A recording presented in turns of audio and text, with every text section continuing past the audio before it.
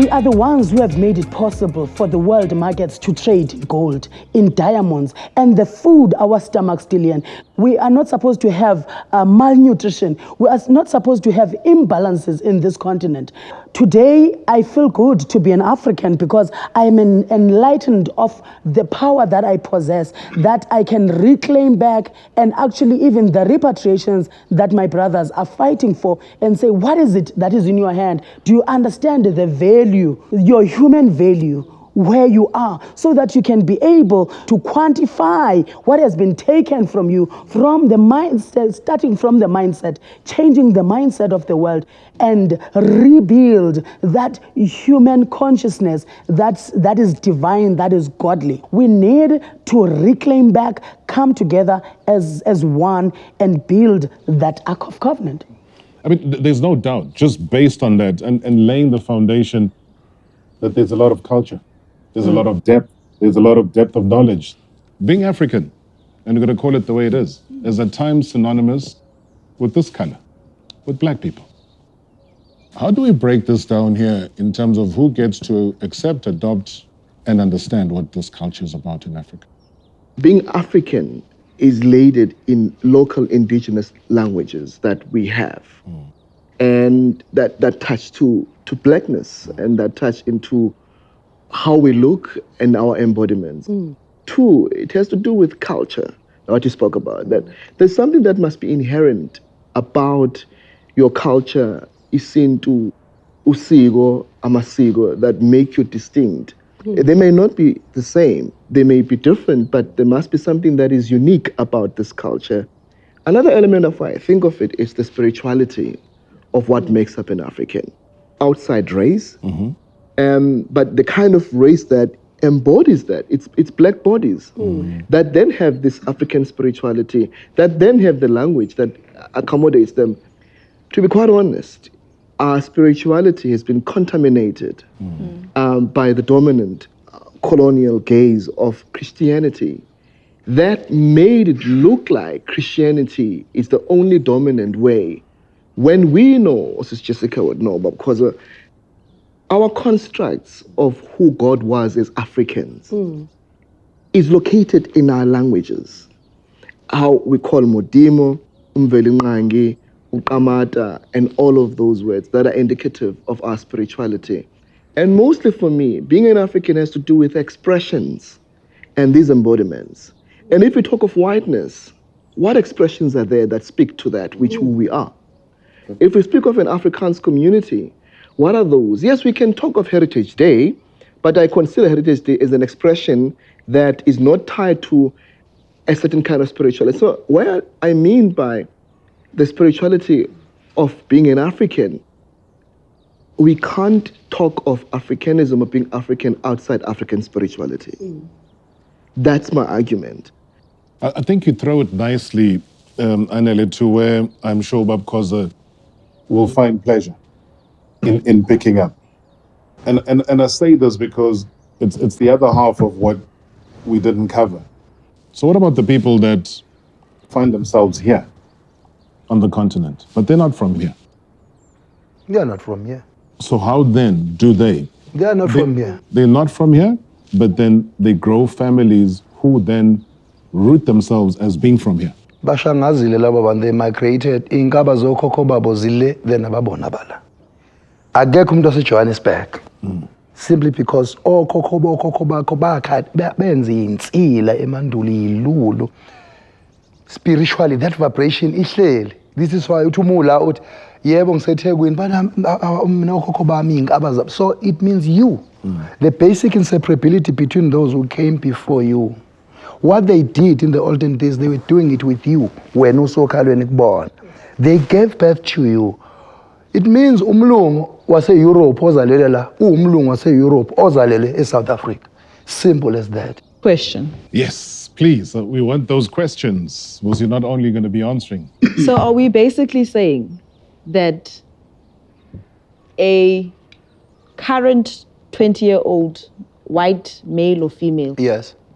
is not African? By all means necessary, they are not. They came here in 1498. about Vasco da Gama, those are recorded accounts, and then they gave birth to their kids. 1806, Christians came here. After 1652, Jan van Riebeeck came here. They didn't come here for good reasons. So we've done these things over the years, and then people come and say, we are invading you. We are giving you education. The education that comes with epistemology. The epistemology, that is a method of knowing that is according to the West. Yeah. When are we going to live with our epistemic medicine, knowledge, wisdom that was from our fathers and grandmothers? You are going to say, Umako, what did he write? Empirically, can you quote them? If we talk about the Africanness, we need to talk about values, how our cultures are constructed. Our cultures are not constructed by architecture at Japan. It is spiritual. This is why Sikoba amadlangala uma ngabe sakha ungene ugobe and then ukhulume nokhokho bakho, because that's an environment osuyakhile wena. Umlungu can't practice that. Asiyeke kuyininda kubona trying to use a democratical nuances, trying to to fit in the modernity. But it was the teachings, though, in the classroom, and I'm glad you mentioned the 1652 days, because that is where a lot of things were misconstrued. To say a human being who arrived in 1652 then discovers the Cape, Yeah, this is undermining the people that were already there. And then you say the Africans. But the people that were there. That's why I am saying to you, let us get into the space of humanity and unlearn. We must emancipate ourselves from the mental slavery. Yeah. None but ourselves can free our minds. We have been there. But now we are being reduced by the notions of slave trade, which is continuously doing that now through the education system and the everyday life that is still reducing us. Hence, we are untangling this, going back. Who are we, kahle kahle? And what is it that we can wash away? But we are one. When we are talking about humanity, we are talking about oneness. I think the one thing I wanted to raise with you, Mobile, is around the usage of terminology. So for white people, they use immigrants, expats. Yeah. Very kind words. And then they switch it up when it comes to black people, foreign nationals, you're a foreigner, etc. But also the interesting thing, given your mix as well, married to a Nigerian. So he must be in the crossfire of all of this. How do you read it? It's very difficult to be married to a foreign national who comes from Africa.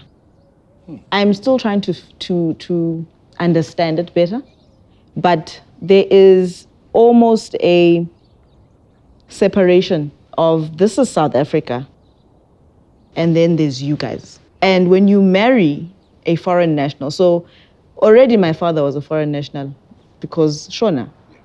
So my mother, even naye, she experienced the how uthathe kwere kwere. That's the word. Those are the terms used. Then I come in and I marry a Nigerian, a whole Yoruba man. And then it was quiet for my family because obviously now it's normal. In my family, it's a thing. But in South Africa in general, there's a lot of difficulties you face when you're married to a foreign national that is from Africa versus if I had married a German foreign national. Because we use these terms and we think, oh no, we're just using them. It's just to explain. But it's the same as, and I was going to, stop saying them. Stop saying they. These people. These people. Queer. Yeah. They're queer. It is queer people. So that's when we need to start a conversation, but not necessarily me, but I'm saying the society. We need to engage more on this. We are using them, and us. And these people. Because it's him who said us, So there was a segregation already. You see, when you segregated it, I was like, Not okay. me. In the conversation, Yes. Anele, stop segregating. It's politics. And I say to you, we must embrace the diversity. Yes. We are one. We are human. Right, let's keep those conversations going. We would love to hear from all of you utilizing all our social media platforms. So get going, #Vulumlomo.